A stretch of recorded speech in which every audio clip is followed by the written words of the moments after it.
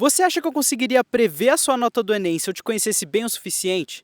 Tipo, se eu soubesse sua classe social, com quantas pessoas você mora, qual a renda mensal da sua família, você acha que eu conseguiria prever a sua nota com uma certa assertividade?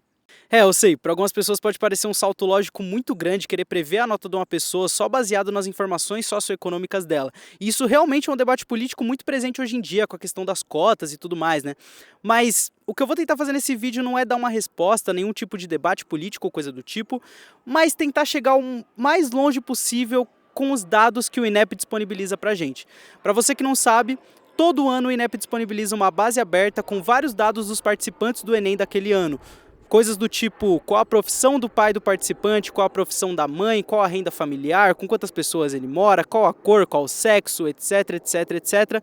E eu vou tentar usar essas informações, aliadas com estatística e com um modelo de inteligência artificial, machine learning, para chegar em uma estimativa da nota das pessoas só baseado nas informações socioeconômicas delas. Para você que não faz ideia do que seja um modelo de machine learning, pensa nele como uma máquina de prever coisas. Eu vou dar para o modelo todas as informações do participante, exceto a nota que ele tirou no Enem, e o modelo vai fazer o máximo dele para tentar prever a nota que esse cara realmente tirou. E aí você pode pensar, pô, mas se você já sabe a nota que o participante tirou, por que você vai tentar prever a nota? E a resposta é simples, é porque se a gente perceber que o nosso modelo é bom em prever notas, a gente consegue usar o mesmo modelo para prever notas de alunos que nem fizeram o Enem ainda, por exemplo. E além disso, no processo de construir o modelo, a gente consegue descobrir várias informações importantes a respeito das características que mais influenciam a nota das pessoas no Enem. Se é o estado onde elas moram, se é a profissão do pai, a profissão da mãe, a renda familiar, o sexo, a cor. A gente vai descobrir muita coisa interessante nesse processo. Então bora lá criar esse modelo, essa máquina de prever notas,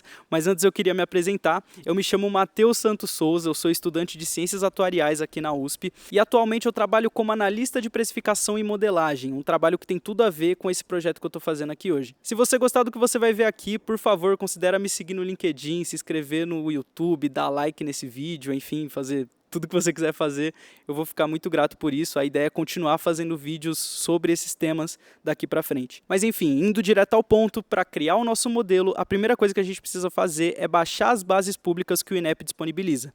Aqui eu vou estar baixando as bases de 2018 até 2023, mas eu poderia estar pegando um período até mais anterior a esse. E aí, com as bases em mãos, chega a hora de fazer dois processos que são muito fundamentais para criar um modelo de machine learning. O primeiro é fazer o EDA das bases e o segundo é fazer o ETL das bases de dados. O ETL é uma sigla para Extract, Transform and Load, que é um jeito bonito de dizer que a gente precisa limpar os dados antes de trabalhar com eles. Você precisa tirar todos os dados que não forem úteis, limpar informações que não fazem sentido, lidar com valores nulos, enfim, um monte de trabalho chato que eu não vou dar ênfase aqui, porque senão você desistiria do vídeo. Mas saiba que todas as etapas que eu estou descrevendo aqui estão lá no meu GitHub, onde tem o projeto inteiro, com todos os códigos, tudo que eu precisei fazer. Então, se você quiser dar uma checada no material completo, o link está aqui embaixo na descrição. Já o EDA é uma sigla para Análise Exploratória de Dados, que nada mais é do que um apelido para brincar com os dados. Aqui é uma das partes mais interessantes, porque a gente começa a ver várias relações que a gente não fazia ideia que existiam entre a nota da pessoa e certas características. Então, para o intuito desse vídeo, eu vou pular a etapa do ETL e ir direto para o EDA. Então, a primeira coisa que eu fiz foi começar plotando a nota média do Enem em um histograma.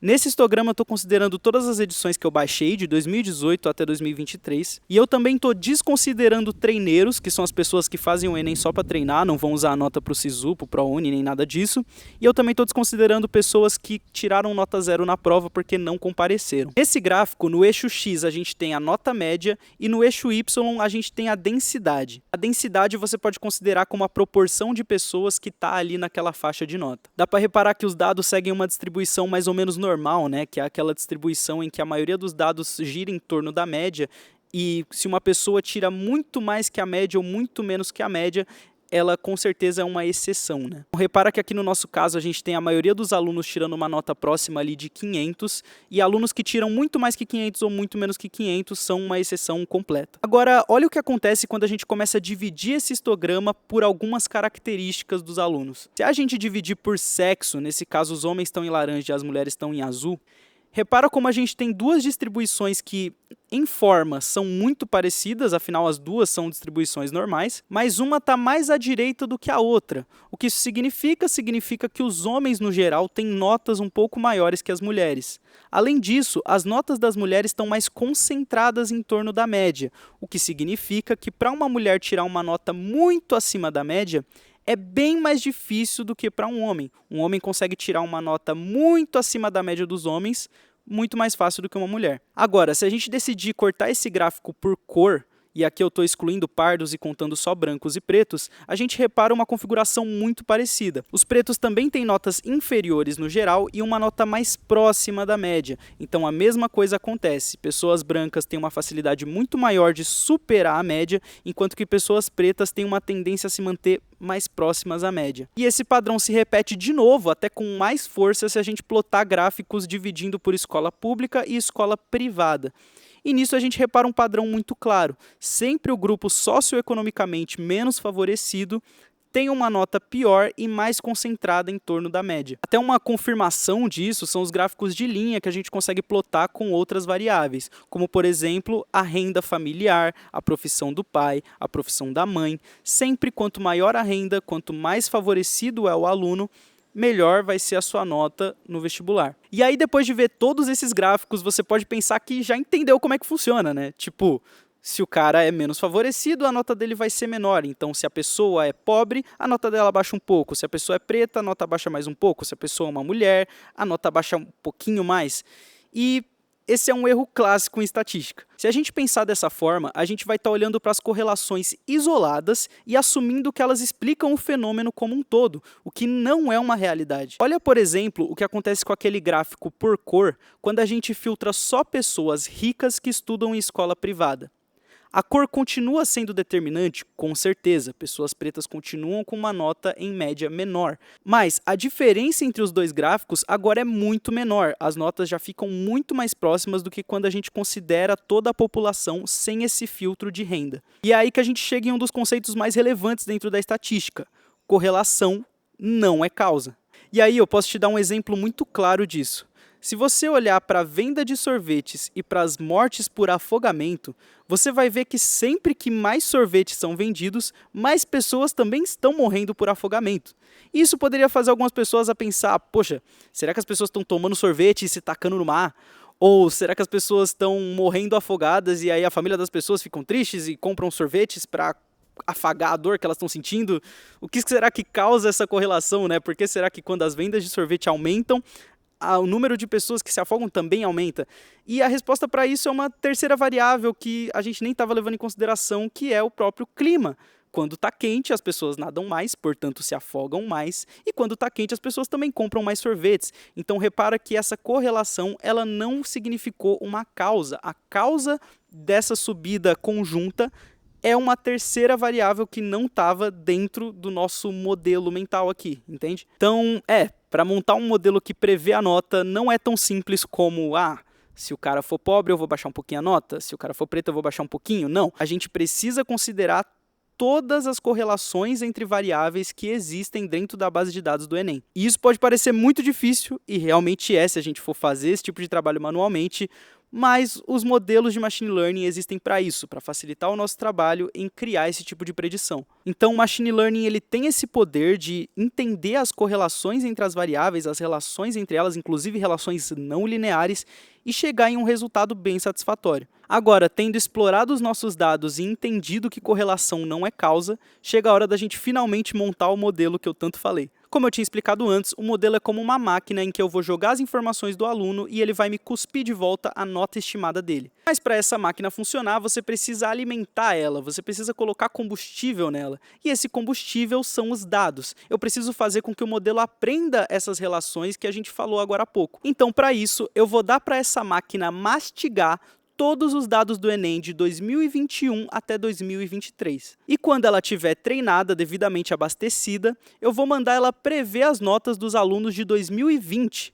Lembra que ela não viu nenhum dado de 2020, ela só viu de 2021 até 2023, e eu vou mandar ela prever a nota de 2020. E aí, quando ela gerar essas previsões, a gente pode comparar com o resultado real de 2020 e ver se esse modelo é assertivo ou não. De novo, todos os códigos que eu escrevi estão lá no GitHub, e para esse caso eu decidi usar um modelo de machine learning chamado Light Gradient Boosting Machine. Esse modelo não é o único capaz de gerar esse tipo de previsão, nem de longe, assim, você poderia fazer esse tipo de previsão com vários outros modelos, inclusive nem precisaria ser um modelo de machine learning, poderia ser um modelo estatístico mais clássico como GLM, e eu também não vou entrar aqui em detalhes do modelo, até porque a minha ideia é gravar mais vídeos explicando conceitos mais técnicos de estatística e até explicando alguns algoritmos de machine learning. Então, nesse caso, a gente vai partir direto para os resultados, beleza? Então, beleza, eu treinei meu modelo, a minha máquina de prever nota, e mandei ela prever as notas de 2020. E agora a gente precisa saber se o modelo ficou bom, se ele consegue prever as notas corretamente. E é aí que a gente entra com as métricas do modelo. As métricas que eu vou olhar aqui são MAI, RMSE e R². Explicando rapidinho cada uma delas, o MAI é a média do erro absoluto. Ou seja, se eu tinha 3 alunos, aí um tirou 400 e eu previ 500, outro tirou 500, mas eu previ 300, e o último tirou 500 e eu acertei, previ 500 também. A gente faz a média do quanto nosso modelo errou em cada um dos casos e pronto, meu MAI nesse caso seria 100. Já o RMSE é bem parecido com o MAI, só que ele penaliza bastante erros grandes. Então, se o modelo acerta bem a maior parte dos casos, mas tem um erro gigante em alguns, o RMSE vai ficar bem alto. E o R², que é o mais interessante de todos, diz pra gente o quanto da variabilidade dos dados é explicada pelo nosso modelo. Em palavras mais simples e um pouquinho menos precisas, é como se ele medisse o quanto da diferença das notas entre os alunos pode ser explicada pelas informações socioeconômicas que eu tenho na base. No caso do nosso modelo, aplicado à base de 2020, a gente teve um MAI de 50 pontos, ou seja, na média o modelo erra a nota por 50 pontos, um RMSE de 62, ou seja, às vezes o modelo erra feio, e um R² de 40%. Aí você pensa, caraca, um R² de só 40%, então só 40% das diferenças das notas entre os alunos é explicada pelo modelo? Cadê os outros 60%? E eu também não sei onde estão os outros 60%, mas eu tenho um palpite. É bem provável que esse 60% da variação seja explicado por coisas do tipo esforço individual do aluno, se ele fez cursinho ou não, quais foram os professores aos quais ele teve acesso, e uma série de outras informações que não estão disponíveis na base do INEP. E um indício de que, de fato, o esforço individual do aluno é uma variável muito importante para prever a nota dele, é que quando a gente verifica as informações que o nosso modelo achou mais úteis para prever a nota, a gente descobre que a quarta variável mais importante do modelo é o tipo de língua estrangeira que o aluno decidiu fazer na prova do Enem. Para quem não sabe, quando você vai fazer o Enem, você pode escolher fazer a prova de inglês ou a prova de espanhol como língua estrangeira. E o modelo entendeu que quando o aluno escolhe fazer a prova de espanhol, isso dá uma grande chance dele tirar uma nota menor. E aqui eu vou colocar um pouco de opinião pessoal. Eu convivi com muitas pessoas que foram fazer o Enem na época do vestibular. E na maioria das vezes que eu conversava com pessoas que não tinham estudado o suficiente, que não estavam se sentindo preparadas, elas sempre decidiam fazer a prova de espanhol, porque elas pensavam, pô, espanhol é muito próximo de português, então mesmo que eu não saiba muito, vai dar bom, vou conseguir. Enquanto que pessoas que tinham estudado para o vestibular, por mais que elas não soubessem muito inglês, elas escolhiam fazer a prova de inglês porque elas sabiam que era o melhor caminho para tirar uma nota boa. Mas enfim, outras coisas interessantes que a gente descobre olhando para a importância de cada variável dentro do modelo é que a cor do indivíduo aparece em 9º lugar na lista de variáveis mais importantes. E não é desprezível, lógico, a cor realmente é um fator muito importante, mas é muito menor do que a gente imaginava olhando para aqueles gráficos lá do começo. Além disso, o sexo da pessoa apareceu só em 14º lugar, atrás de variáveis que geralmente a gente nem imagina que vão ser importantes, como por exemplo, a quantidade de pessoas que mora junto com o aluno, a faixa etária dele, o tipo de conclusão do ensino médio e enfim, uma série de outras variáveis. Beleza, a gente descobriu um monte de coisa legal, foi muito maneira a jornada até aqui, mas com certeza você vai me perguntar, você vai conseguir prever a minha nota ou você não vai? Então, eu vou e não vou. E eu vou explicar para você. Eu, com a ajuda do meu amigo ChatGPT, criei um site que vai conseguir prever a sua nota. Basta você preencher todos os dados que precisam ser preenchidos e ele vai te dar a estimativa do modelo para a sua nota. Lembrando que nenhum dado vai ficar gravado, tá? Então, fica tranquilo. Agora, ele vai ser assertivo? Bom, como as próprias métricas do modelo mostraram, ele não é um modelo muito bom para prever a nota de cada aluno individualmente, bonitinho. E spoiler, eu não fui o único a criar esse tipo de modelo. Pesquisando sobre, quando eu já tinha terminado, eu descobri que existem até TCCs que as pessoas já tinham feito, tentando prever a nota das pessoas baseado nas informações que o INEP disponibiliza. E todas as pessoas também chegaram a métricas muito parecidas com as minhas. As minhas, inclusive, ficaram melhores em muitos aspectos a alguns modelos mais antigos. Mas mesmo assim, não é o suficiente para prever a nota individual de cada aluno. Agora, no grupo, a situação é diferente. Tipo, se você reunir 10 amigos e pedir para todos eles simularem a nota, depois pegar a média que vocês conseguiram simulando a nota e comparar com a média real de vocês, você vai ver que o modelo é bem assertivo. Isso aí tem a ver com a lei dos grandes números, tem toda uma explicação probabilística por trás, enfim. Vai começar a chover, então vou precisar sair, mas em resumo, o modelo não é inútil, porque ele conseguiu prever grupos muito bem, mas individualmente ele não funciona. De qualquer forma, acho que foi uma jornada bem interessante, me agregou demais. Eu vou continuar fazendo vídeos parecidos a esse, mostrando os projetos que eu venho desenvolvendo. Espero que vocês me deem uma força, me sigam aí e tamo junto. Até a próxima.